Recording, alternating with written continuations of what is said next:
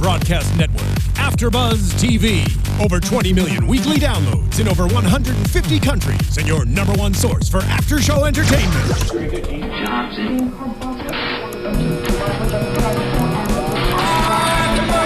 AFTERBUZZ TV, the destination for TV superfans, producing after shows for over 300 of your favorite TV shows, interviewing celebrities and showrunners, and bringing you behind-the-scenes exclusives. All thanks to E! Entertainment's Maria Menounos, producer Kevin Undergaro, and internet leader Akamai. Now, let the buzz begin! Hey! Hey! I'm black and I'm proud. Hey! What's I'm up, black and I'm After Buzzers? It's your girl, Shar of Shar Says So, and I'm here with my lovely, lovely, lovely, lovely co-host, English. Hey! How you doing? I'm doing good, girl. Staying busy, booked over here. Yeah, you stay booked. Yes. You stay booked. I can't even catch a breath today. I'm like, Lord have mercy. How booked do you guys want me, AfterBuzz? Like, I know I'm a hot commodity. You guys can always find me on Instagram at Pink English as well as on Twitter, English Speaks. All right. We had a little commotion because I spilt my tea, actually. That's why English is out of breath. She ran and grabbed some paper towels, so thank you for that. But we have a lot more tea to spill tonight. We do. We do. So, is the song going to go on? So anyway, for starters, what an appropriate episode for this weekend, okay? Yes. Because it's King's holiday. Yep. We got the James Brown playing I'm Black and I'm Proud. Right. And Phaedra and the girls did the March on Washington for the 20th anniversary. Well, did they actually do the March on Washington? I mean, well, they spoke. They spoke. But let's just start off how the episode actually started off. Okay. Now, I know I've said this in the past, English, and you may be able to piggyback off of this, but Aiden gives me so much baby fever. Yes, he does. Every time I see him, I'm like, oh my gosh, I just want to eat him. And then this week we got a chance to see he had a freaking high top or a little curly top fade. Yes, it was so cute. He is adorable. I loved when they were packing the luggage and they had the little cute Louis Vuitton luggage, and I thought it was interesting how Apollo called and wanted to just touch bases, and it was interesting watching Phaedra and Apollo interact with one another and co-parent. How the call dropped. Yeah. Well, don't they only give you 30 minutes? I've only had one friend call me from jail once. I don't know. I don't have people calling me from jail. Listen, okay, English always throws shade at me, guys. I don't have jailbirds calling me, but if you guys do want to call me, my number is just kidding. Okay, so then we go on to we're at the trip. Let's just jump to the trip really fast. Well, let's answer these questions really quick because before we keep seeing where is Jesse, where is Courtney, don't fill our feed with that. Yes, we know you guys missed them, but let's just clear the air now. Yes. Jesse has moved away. Just kidding. Jesse is feeling under the weather. He was actually here and he had to leave because he was really sick. The weather in California has been unpredictable and it's been up and down. It's been very shifty. Very shifty. So, say a prayer for Jesse that he does feel better. Courtney has other obligations. You guys, we stay booked. So we do. And then we found out it was just us two and we're like, we can do this. We got this. We don't always see eye to eye, but that's what's going to make this a good show, right? So ask us any questions you guys want in the Twitter or in our YouTube feed and let us know what you guys think. Let's get back into this episode. Okay, so at this trip, the girls go to D.C. I have to ask you before I answer my own question. Yes. What kind of trip did Kim Fields think this was going to be? I honestly have to agree with Kim on this trip. I thought that it was going to be a little bit different. I thought that they were going to be in the marching and the boys were going to be able to see, like monuments and, get a chance to see a little bit of more Washington, D.C. In opposed to sitting in a room with Congress people and they're not understanding what these people are talking about. So I get it. It wasn't for children. It wasn't, but I mean, I feel like, with all due respect to Kim, I feel like even if it were actual like marching and things like that, Sebastian would have still been complaining. And what's her little one, the little 2-year-old? He would have still been crying. Yeah. So I feel like it was a lose-lose situation. Well, I was really surprised to see Sebastian's behavior. I mean, she needs to teach him some microphone etiquette. Once they have that mic on you, they are liable to take those sound bites and put it anywhere. Okay, sir. He gave them exactly what they wanted to hear. What he was calling it stupid and this and that. And it's like, how ungrateful, how disgusting for a child. I mean, why weren't you surprised? I was not surprised. You know what? I'm going to save that for later on in the show because I literally we're going to go in the sequence of the show, and you all know at the beginning it's typically a little choppy with their intro scenes. Right. So then we go to Kenya's little cardboard house, who she swears it was supposed to be done. Right. And her general contractor told her it was going to be gone. She's been gone for a few weeks, and Cynthia shows up.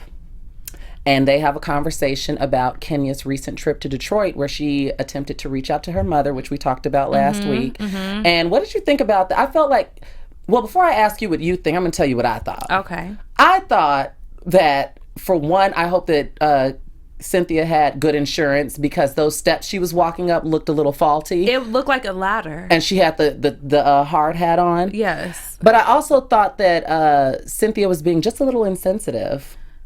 I think that she turned it towards herself and was like, you know what, I'm gonna go because I don't want, this is such a horrible thing that has happened to you, so I'm going to leave. If you're a friend and you're wanting to show support and your friend has invited you here, you guys are having such a sensitive conversation. As a friend, I would think that you would lend some support and help and say, you know what, let's talk about this. How did this make you feel? I understand she's not a therapist, but when I talk to my friends, if something has happened to them, I always say, how are you feeling right now? How did this make you feel? What do you think next time could you learn from?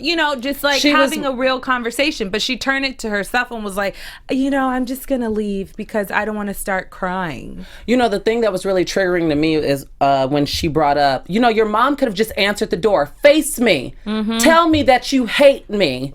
And I don't think it's a matter of hate. No. I don't think Kenya's mother hates her. No. It's just a matter of there's no connection there. And that happens. And once we'll get further into that when we get to Patty Mayonnaise's segment. Oh, God. But I felt the same way. I don't think her mother hates her. Yeah. Yeah. This was a jam-packed episode. We have a lot to cover. Okay.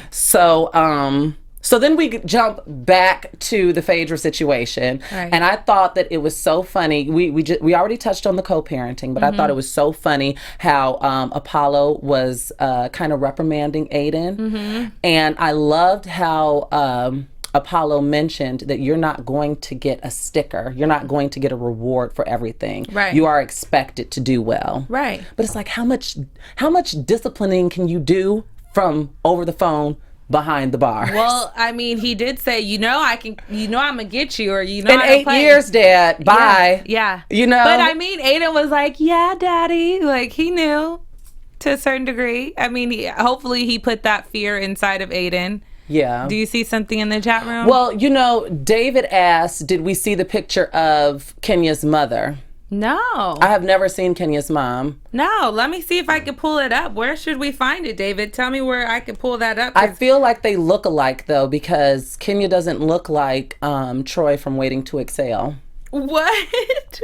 So, but yeah, I really, really liked those moments, because I don't think I've ever seen Apollo, and correct me if I'm wrong, guys, the ABTV, RHOA family. I don't think I've ever seen Apollo behave in a mature manner. No. I just look at him as just a big kid with responsibilities. Like Todd. Him and Todd, to me, I feel like, they're on the same level. They're both... If Todd tried to give me direction, I am not going to listen to Todd. Just as well as I'm not going to listen to Apollo. Sorry, I probably won't listen to Greg, and I sure as hell ain't going to listen to Peter. So, who can we listen to? Jesus? Yeah, I mean, hey. That's it. There's a bomb in Gilead. So then, now we delve even further into the Washington, D.C. trip. By the way, let me comment on Kenya's mom. Do you think this is all her hair? It looks a little wiggy. I don't know. I don't know. We would see where she got her hair from. Right. But I don't know. She doesn't look like either one of her parents if this is indeed her mom. I think she looks like her dad. I think Kenya did look like her dad when she was with him last week. I think she looked like her dad. So we see a sharp contrast when we go to D.C. Because Phaedra knows what she's doing. You travel with a team. Yes. Meanwhile, Kim is someone who I look at as hiding behind her motherhood, hiding behind her family. Because without that, what would be her excuse? I feel like she'd just find a different one. Well, I am a mom. Like that was the theme of this episode with Kim. Right. I'm a mom. I'm taking care of an 8-year-old and a 2-year-old. So we see, like I said, we see sharp contrast. We see Phaedra getting her makeup done. She has, like, I think 2 babysitters, 2 nannies. And Kim, on the other hand, has Sebastian running around with, what's her youngest son's name? Who knows? A baddie. Anyway, he's eating the waffle, and it looked like Kim was getting herself together, which she might have been, like her own hair and makeup. Yeah. She sounded like she was in the bathroom getting herself together. And, you know, I can respect a mom that wants to do everything on her own. I don't think that as a parent, just because you've decided to have kids, you have to bring a team. That is true. I respect that she's, you know, trying to do it all on her own. And in her mind, she's thinking this is a play date. This is time for the boys to be able to get to see Washington, D.C., to be a part of such a pivotal point in history, to be, you know, sitting on a stage or listening to speeches that maybe they may not comprehend right now, but in the future they can have pictures and say, you know, I was there on the 20th anniversary of the Million Man March. But I don't think that Phaedra's intentions were to have a play date. I think for the sake of the show and for the sake of trying to bring other kids and little guys and, you know, our future of men, she thought that she was doing good, but I don't think it did any justice. Well, I mean, I see that, but then I don't see that, because I just feel like Kim should have, you know, it might be something triggering from her childhood, because we don't know if Chip Fields had the team when little Diavion and Regine were being raised. Right. So we don't know if Chip Fields had the team. So that may trigger Kim to want to be more so of a hands-on mother. Yeah. So, I mean, I don't know, but it was very distracting. And me as a viewer, I don't know about you all or you, me as a viewer, I was very annoyed by Kim this episode, like extremely annoyed. Like, why are you here? Yeah. You know what I'm saying? Yeah, I can get it. But you know what? As a parent, too, certain things you don't want to introduce to your child without you being able to give them a background or a history. Maybe she hasn't had that, you know, race talk with her son. She needs to. Because her son, Sebastian, and you guys know that I don't like to drag the kids. Yeah. However, Sebastian seems extremely pretentious. He seems like he is capable, not that other kids aren't, but Sebastian seems like he is on the path to growing up to being a total asshole. Yeah, he seems very mature for his age, but then with maturity as a child, then there's also the other side. They're going to have an opinion. They're going to speak out of line. They're going to talk too much. But you know what? Phaedra's kids were well behaved. Yeah, but they are may be younger, used to it. and they're younger. They are younger. That is true. You know, but you know, I get it. Certain parts of how she handled it, I was like, okay, Kim, you know, calm down. Like the next scene that we're about to jump into with the state representative for Florida, Frederica S. Wilson, yes, with her bedazzled red cowboy hat. I loved it. I wish I could have one. She was my kind of girl. Yes. She was my kind of girl. But, yeah. So then they go there. Aiden is, of course, still, you know, making everyone's uterus flutter because he is just adorable in this scene, even more adorable. And Senator Wilson, is that her last name? Yeah. Senator Wilson sits down and gets to talking the real issues. Yeah. And I don't know if it was edited this way, but this is where Kim was really kind of annoying me. When the senator was talking about black boys and how black boys are so heavily policed and judged and how not everybody likes black boys and the stereotypes, and people from this little black boy from her organization even asked her, is there a jail for white people? Because he's so used to just seeing his own, you know, not saying that we, you know, MLK Day, we don't do some messed up things, but I mean, let's call a spade in this situation. So I felt personally that the conversation was totally appropriate. Why wouldn't that be appropriate for 8-year-old Sebastian? I think it would have been appropriate if there were other kids around and they're asking these questions, because I'm sure even if he hasn't had the race talk, he's living in Atlanta. It's a predominantly there's so much history there. You can't help but learn about Martin Luther King in school because Martin Luther King did come from Atlanta.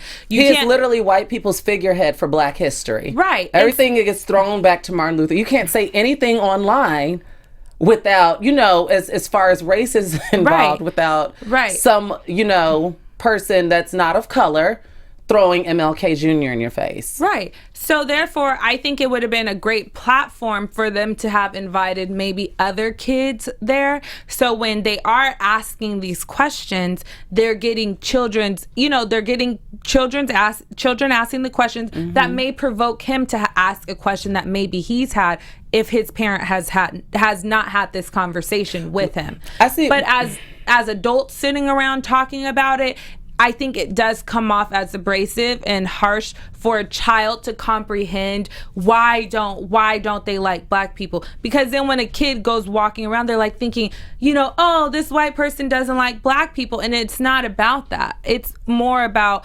there's history to it. There's not a reason, but it's happened. But you learn about things like that. And I think I'm just looking, maybe I'm being selfish and one-sided because I was a very nosy child and I was always in trouble for being in grown folks' business. So if I had an opportunity to sit around with my mom and her friends and be in grown folks' business, I'm in it. Yeah, but so it's like, how does this not interest you? Well, because, as a girl, I know I was real nosy growing up with my mom, wanting to listen to all their stories and, them playing Mary J. Blige and Heartbreak and your daddy did this and this daddy did that. But I do know that a lot of those things my mom wouldn't have wanted to expose me to at that age. My brothers weren't trying to listen to it. I was trying to listen to it because I'm a girl. So it's different when you're telling girls things and it's different when you're telling little boys things. I think the whole way that the episode was painted, because what I failed to mention is she didn't get to ride in the, what's it called? The Mercedes-Benz Bullet. Well, she was thing. late. She was late. And then on top of that, like I said, I don't know if it was edited this way, but when she was walking into the place, she was like, oh, I didn't even have my coffee this morning. And she it was just seemed like a series of complaints, and I just was over it. And just like her complaining, oh, we got in at 2:00 in the morning. I mean, ma'am, you know what time you're filming. You know what you're going there for. If you can't make an obligation to be up on time, you have to do. If you're gonna, you're gonna complain. There was an itinerary. What did you think this was gonna be? Right. If you're gonna pull the single mom card, you have one kid right now, then you make sure you got to be on point. You don't have to use that single mom as an excuse. But I do understand her point as this was too much for a child to comprehend. I'm going to disagree with you. Okay. I don't think this was too much. He's 8. This is the world that we live in. And especially, I know that if I was privy to information like this through books, because I was a reader growing up, not a reader, as Nene says, but an actual reader. Right. If I was privy to this information when I was 8, living in this social media world where everything's just a click away, it's going to, like, he's 8. And I'm sure he already knows that he just is pretentious to me. Yeah. He's pretentious to me. I agree with that. By the way, did you see the mid-season trailer that I tagged you in? Yes. When they're going to call Kim's husband's sexuality into question? Yes. It's going to get good. It looks like it's going to get good. It's definitely going to get good. The clips that they did have of him, Mr. Bojangles, and him doing all that, I mean, he does, but I said that from the beginning. I said, something is up with Kim's husband. It looks like he has a little sugar in his tank. And I know everyone always says that I say this about everybody's husband, but I'm just saying. Well, now we're moving on. So we go to Kenya's rental home, and you hear a ... and it's Aunt Lori and her daughter Shay, who kind of looks like Trina Braxton. Yes, she does. She kind of has a Trina Braxton affectation to her. She does. Because I was like, why is Trina Braxton and Aunt Lori showing up to Kenya's house? But you all know me, I'm always pulling some pop culture reference. Right. So anyway, they sit down. Kenya offers Aunt Lori and cousin Shay something to drink, and they get the red wine and they sit down, and Lori opens the conversation up. Now you all know that I stand by typically Black women with fades are some of the most zen people that I have ever met. I don't know what goes on. Maybe it's with that decision. I don't know. I just, it's puka shells and the boosie fade. So it's just peace. Fade? It's peace. Yeah. And patchouli oils and stuff. Right. So she sits down and she says, she loves her sister. I love you, Kenya, but I love my sister. Right. And she says that she feels that Kenya's sister. Do I have lipstick on my teeth? No, I was checking to see if I did because you subliminally tell me things. But anyway, she says that she feels that Kenya's mom had every right to give her child up. She was very young, and this is coming from Aunt Lori, someone who knows both sides and who has been there essentially from the beginning. Right. So, and she feels that Kenya never looked at the other side, and then Kenya corrects her and says it wasn't that my mom didn't want me, it's that my mom never acknowledged me, which is two different things. Right. So this episode is completely different from what we saw last week. Last week it was all about it was almost like Kenya's never seen her mom. She's never had the opportunity to even have a talk with her mom, or she's never, I can't even reach my mom. This week, we hear that Kenya has been in the same room with her mom. For years. Christmases, Thanksgivings, Easters. Holidays. So you get a chance. So why? That goes back to my question of last week. Why bring the cameras to see your mom? If obviously you've been in the same room with your mom. Why didn't you have these conversations? If you want answers, and she's sitting in front. But she said she couldn't. Her mother would not. She said her mother talked to everyone else in the room except for her, and that's traumatizing. But you know what? Just like going back to what Cynthia said. If you're agreeing with Cynthia, then if your mom is standing there in front of your face, why don't you just say, "Hey, do you not want to talk to me? Tell me to my face." How do you know that How do you know that Kenya didn't try that, and her mom was like, say, "Hey, do you not want to talk to me? Hey, Shar, do you not want to talk to me?" Then take it as that. Then that's an answer. Pass the potato salad, Lori. Yeah, silence is answer, and I agree. You know what? The unfortunate situation is that her parents, whatever her name, Kenya's mom's parents, instilled this thought in their daughter's head that she doesn't need to have this child out of wedlock. They don't want to see the child. She gave her child away. It's gone out of sight, out of mind. Not everybody who's had a child feels, or that's given their child up for adoption, has to go back and reach back and have a relationship with that child. Unfortunately, how damning does it sound, and how sad it sounds, and all of that. There are tons of people who have kids who have no connection with their children. Yes, and that live in the same house with them every day. Who have no you connection. know what I mean? Unfortunately, I have to agree with Aunt Lori here. Aunt Lori's like, let it go. It may sound crazy and it sounds sad, but your mother, there's no other way to put it. But your mother does not want to have a relationship with you. And clearly something was triggered because Aunt Lori mentioned that she left Kenya's family reunion. Remember those obnoxious pink t-shirts last week? Aunt Lori ain't about the fakeness, okay? Yeah. She's not about it was a fake family reunion anyway. But she left because something triggered in her sister. Right. And she said, can you please tell Kenya to stop? That's what Aunt Lori quoted the sister or someone close as to saying. And but what I find so messed up about it is Che chimed in and she said that the family has never talked about it because that it's a sensitive situation. That is a problem. And I find that a lot of the times in families, whether they be of color or not of color, but particularly of color, because I'm speaking from experience. I went to a HBCU, you know different people. So of color, there is a lot that happens. Yeah. A lot. Yeah. And it's never discussed. And that is that can be extremely problematic. You got to get stuff out there. You have to talk about it. You have to wipe the slate clean. You do have to wipe the slate clean, but you know what? Hopefully they believe in Jesus Christ, and hopefully that, they're able to pray and let God say to them, you know what, this is your time to talk to Kenya. Maybe she's had a moment to talk to Kenya and Kenya didn't want to hear it. We don't know the full story. Each week we're getting pieces and bits and pieces of each, all these things. One week Kenya's never ever seen her mom. This week she's been to Christmases and Thanksgivings and holidays with her mom, and her mom ignores her. And then now it's like, oh, I want to talk to my mom. You've had the opportunity to talk to your mom. Talk to your mom when you see her face to face. If she doesn't want to to talk to you. She doesn't want to talk to you. If she's not ready to talk about it, who's to say right now is the time that she has to talk about it? One of the viewers said that Kenya will do anything for a storyline. I totally agree. And you know what? And that's Totally why we agree. see Nene is back. Just like we got a chance to see in the preview. I think Kenya is riding off of the villain role. She decided to be the Grinch, which we'll see later on in the season.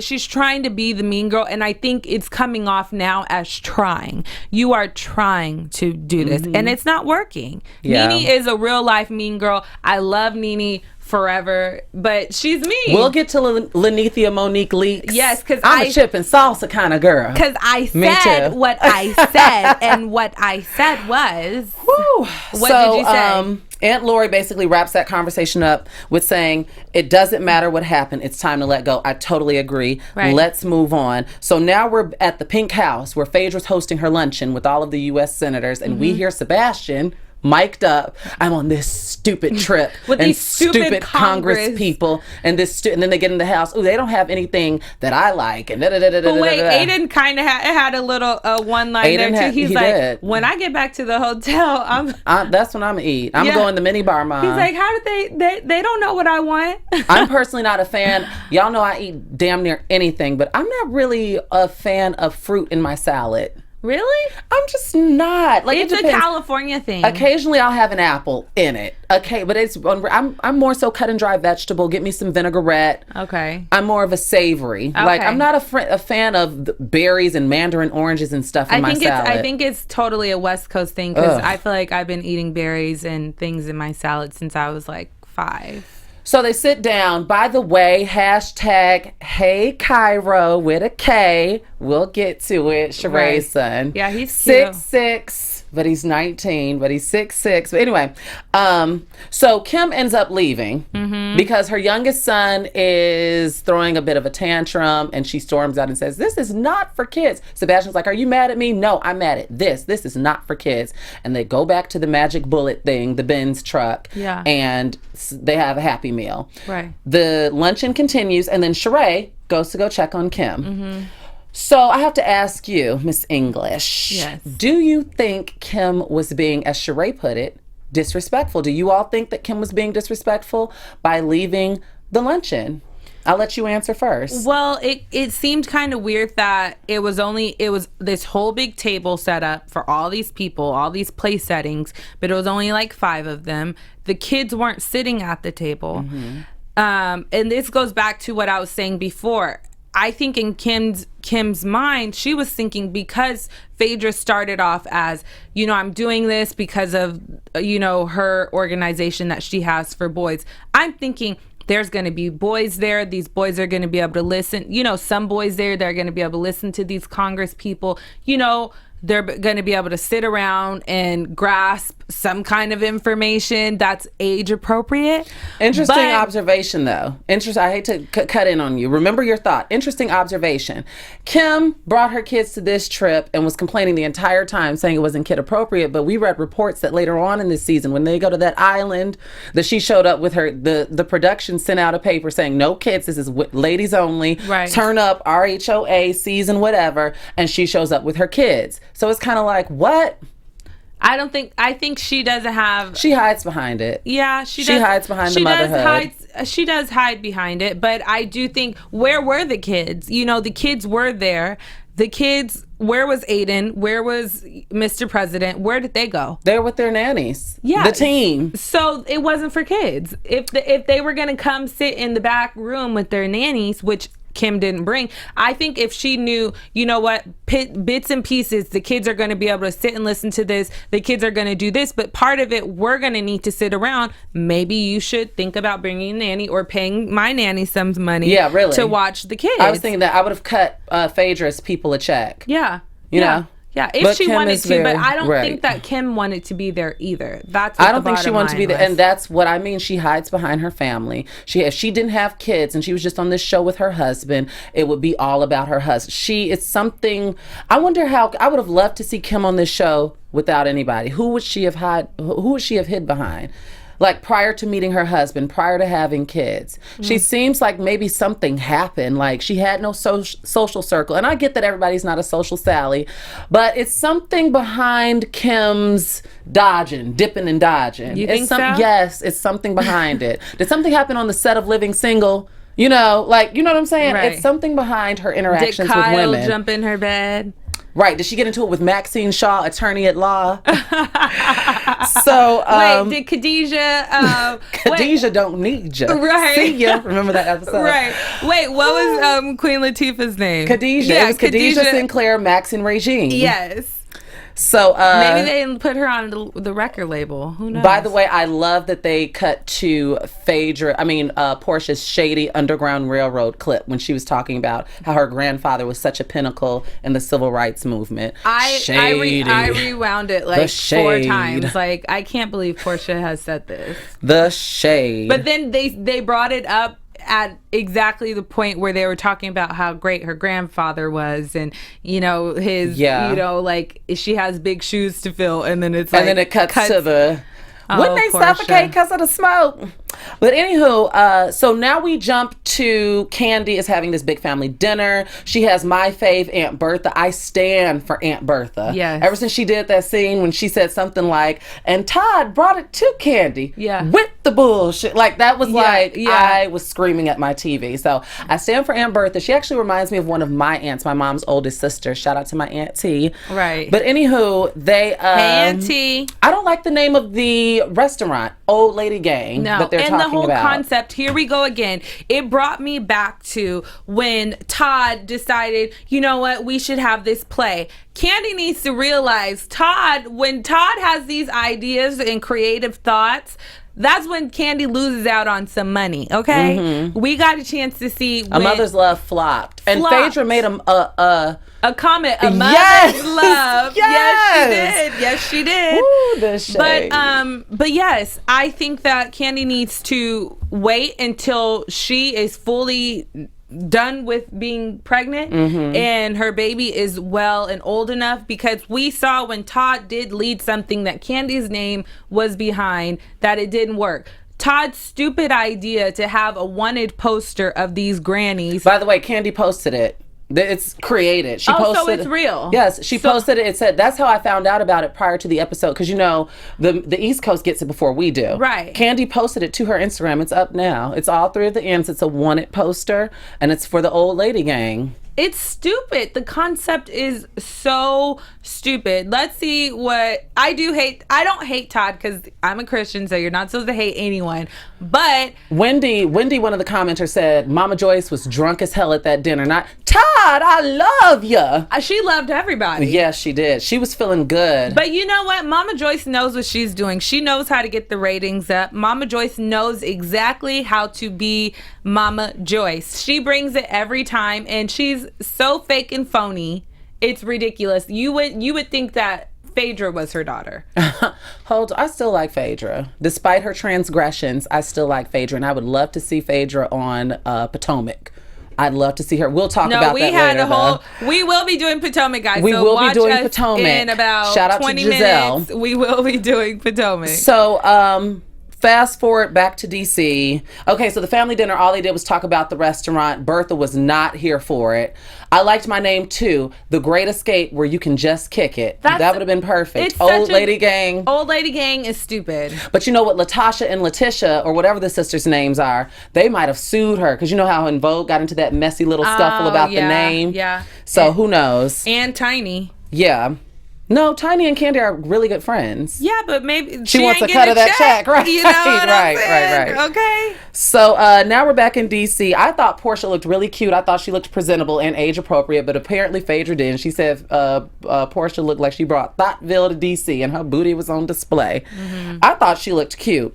So then we get introduced to Bae Cairo Whitfield, Sheree's 19-year-old, 6'6". He's 6'6", so y'all. how many women do you think were scrolling trying to find his Instagram last I went night? down in his DM. Oh, you did? No, I didn't. Shut up. I thought about it though. And you're lying if you said that you didn't think about it. That man was fine. Well, not at night. I know. Baby. I know. He's not a man. 6'6". He's 19. 15. Okay, well, anyway, Portia, sis, I clocked. I know what you was on. So she's like, you 6'6". Yes, Latasha and Tamika. Thanks, Trini boy. I'm thinking LaToya, Latavia, you know, all the ex-members of everything. So he jumps on the bus. Phaedra's like, oh, you're legal.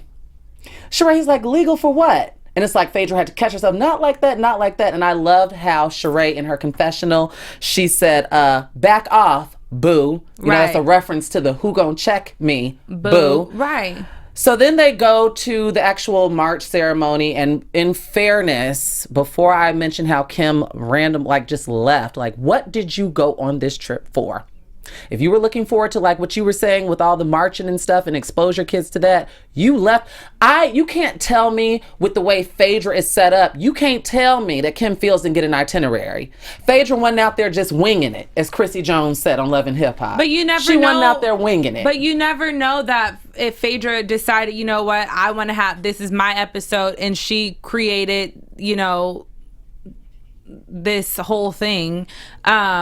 You never know what Phaedra did. She decided that she wanted, you know, let's have a play date. That's how she gave the preface of the situation. This wasn't no play date. This was a play date for grown adults, and you decide to bring your kids along so they could be a part of history. Well, I agree with Phaedra when she said, I have 15 jobs. Just like, you know, I get getting your coin, but girl, take some time out for the struggle. Right. Moving on.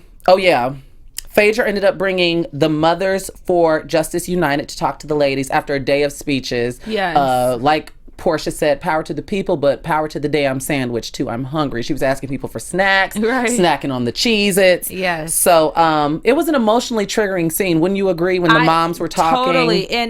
And it really triggered, or it really brought tears to my eyes when the mom said, you know, you're sitting here with your boy right now. I miss my son. And you could tell, like, when they're hugging this boy, it's like they kind of have a little piece of their son, because they're seeing the future. They're seeing where their sons could have been. And it was such a really realistic scene. I mean, we're watching reality TV, but this was the only reality that I was able to This is real. Yeah, it was real. This was real. And it's very heartbreaking to see that it's not just the people that we get to see in the media. You know, like, you know, like Tamir or Trayvon Martin or Sabrina Fulton and all the other girls, Mike Brown's mom and Tamira Rice's mom and Eric Garner's wife. We get a chance to see that there's tons of other parents out there that have experienced the same exact thing, and it's heartbreaking. We have to make some kind of change, and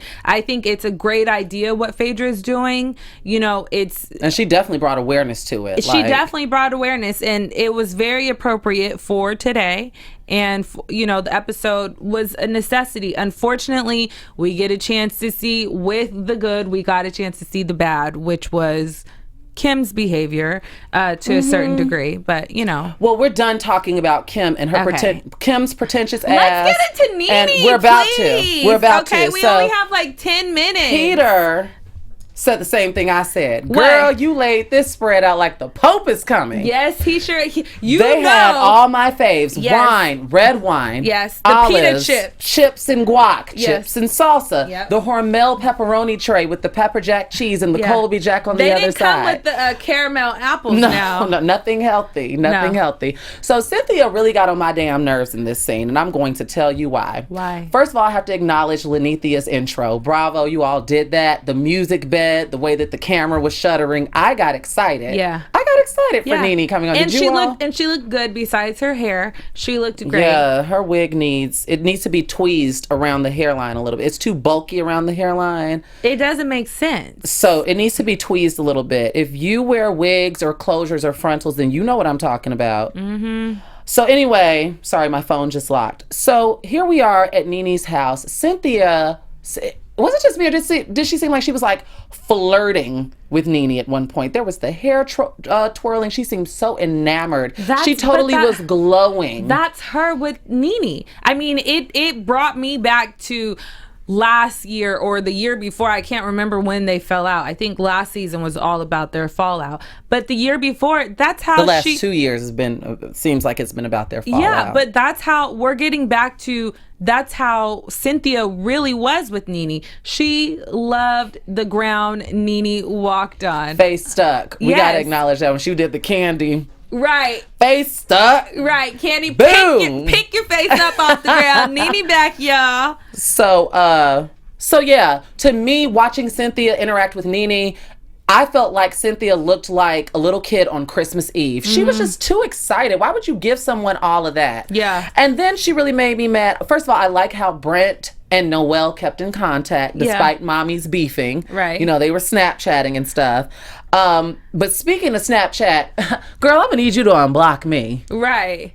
I'm gonna need you to unblock me. No, Instagram. And she said, you had me blocked, so I had to unfollow you. Cynthia, that's not how any of this works, sis. If you're blocked, then there is no unfollow. You don't have the option to unfollow me if I've blocked you. Bloop. Right. So what are you talking about? She just wants to be back in NeNe's circle. You could totally tell. And even Peter was putting on the front because Peter was done with NeNe. First of all, Peter to me was what I would have been doing. Sitting there, dipping my chip in my guac. What is there to talk about? No, but he was adding into it, and he was saying, yeah, she missed you. Yes, this. Yeah, you know, things weren't the same. And why was Cynthia's, which I would have never, you don't ever give someone all of that. Why was Cynthia's wig so greasy? It was so weighed down. This is just an observation y'all know that I'd be looking at. Everything. So, anyway, so I thought it was funny, and this is the part that really, really pissed me off about about Cynthia when she mentioned, Kenya is my girl. Which we get a chance to see later. She's like, First of all, don't backtrack. That's my issue.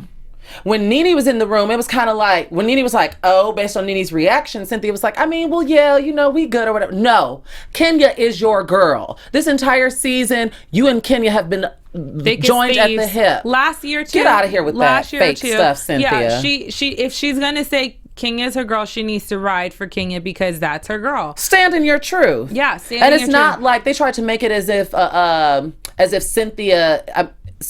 as if Kenya is trying to replace NeNe. I'm allowed to have friendships with people without this being a replacement. Like, what type of middle school newfangled BS is this? But you know what? I'm sorry. Cynthia is that way. It is very middle school, new age stuff. It's like she always hops on whoever is the queen bee of the show. If Kim Fields was the queen bee of the show, trust and believe Cynthia would be trying to pick out. She is my least favorite. Kim's blonde wig. Who, Cynthia? Yes. Really? Right now she is my least favorite because I don't like that fake stuff. Well, that's how she's been. And that's how she's been. I know, but I guess I was really, really paying attention to it. And so then we end with the most nail on a chalkboard worthy line.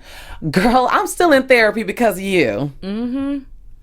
Why would you tell someone like Lanithia Leaks this? But she knows that, and Lanithia Leaks knows the amount of weight that she holds in Cynthia's heart. She knows exactly how much Cynthia means her. That's why NeNe even said she was ready to talk to Cynthia when she wanted to talk to Cynthia. We saw it cut to Andy saying, hey, do you still love Cynthia? Oh, with that montage that they did. And they, you know what they failed to put in there is when NeNe went on Watch What Happens Live. By the way, Khloe Kardashian did fabulous last night. Did you watch it? No, I saw bits and pieces of it. But NeNe went on Watch What Happens Live and totally dragged Cynthia. But they didn't show that in the montage. Well, because we don't need to see it. We know how Cynthia has felt about NeNe. We know how whenever NeNe's not friends with anybody, she all of a sudden hates them.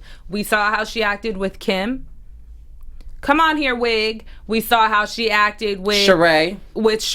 I'm running to the bank cashing a Trump check, sweetie. Right. And now we saw how Sheree was getting her together. We saw how she acted with Cynthia. So, I mean, it's nothing new. And NeNe knows that everyone wants NeNe there.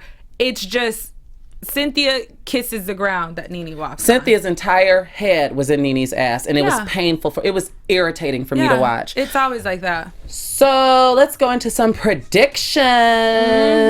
AfterBuzz TV predictions. Ooh, that's new. Very new. So I'm going to let you go first. My prediction is that Nene is not going to stay Cynthia's friend. I think that they gave us this teaser. They brought us back to what we used to feel like when Greg and Peter and Nene and they all hung out. By the way, why was Greg's hair so black? By the way, why was Greg even there? He never said a word. Honk the horn on him, Greg. Right. I love Greg, all he did was drive Nene there. That's it. Okay, is that all for your prediction? Yes. My prediction is exactly what we saw in the teaser. I think Kenya's going to have a new bae. Ugh. For the rest of the season, at least. Yeah. And, I don't know what else. Cynthia, obviously, I honestly believe, I don't think Nene and Cynthia are going to still stay friends. Really? No. In fairness, all the pictures that I do see of them, it looks like Cynthia's a fan. So, yeah. I mean, but she is a fan, but I don't know. I don't have any predictions. I'm just excited. I guess I don't have any because I saw the mid-season trailer. Yeah. So it's like anything I'm going to say is based on things that I've already seen in the trailer. So, yeah. That's it. There's that. That's Thank you all for tuning in. That's all, folks. I am Shar Jossell of SharSaysSo.com. You can find me everywhere on social media at Shar Says So. That's Instagram, Twitter, Facebook, et cetera, et cetera. Make sure you subscribe to my YouTube channel, youtube.com/Shar Says So. And make sure you guys go on iTunes, give us 5 stars, rate our show, let us know how much you love us, as well as you guys can always find me on Instagram at Pink English, as well as on Twitter, English Speaks. All right, guys. See you next week. Hopefully with Jesse and Courtney. Feel better, Jesse. From executive producers Maria Menounos, Kevin Undergaro, Phil Svitek, and the entire AfterBuzz TV staff, we would like to thank you for listening to the AfterBuzz TV network. To watch or listen to other after shows and post comments or questions, be sure to visit AfterBuzzTV.com. I'm Sir Richard Wentworth, and this has been a presentation of AfterBuzz TV. Buzz you later. The views expressed herein are those of the hosts only and do not necessarily reflect the views of AfterBuzz TV or its owners or principals.